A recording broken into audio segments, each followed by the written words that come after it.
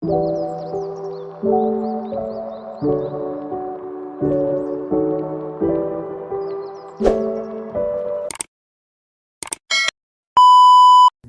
guys, welcome back to my channel.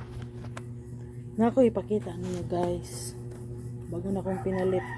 Ano siya, OTG Type C, USB to Type C.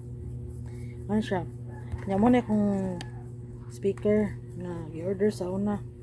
Hindi mo na siya mo-on kung dili kuhan i-plug sa kuryente or sa computer. So nag-isip ko paraan. Ano akong ikuan? Ako na siyang i-insert sa USB. I-insert na ko na siya dire sa OTG.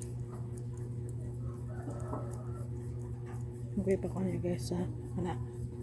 Ano siya? Ano siya? Isod siya dire sa cellphone. Hawa. Siga guys. Siga. Ako ni-try ni siya og patugtog.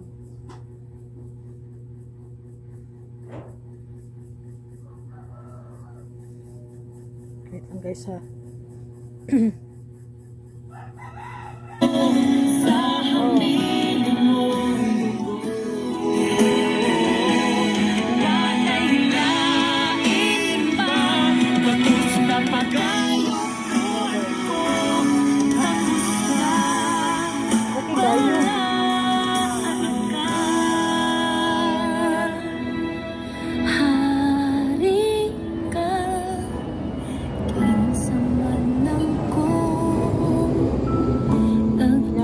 Guys, kani siya i-insert mo din siya diri sa headphone jack nya. Tukar na siya guys.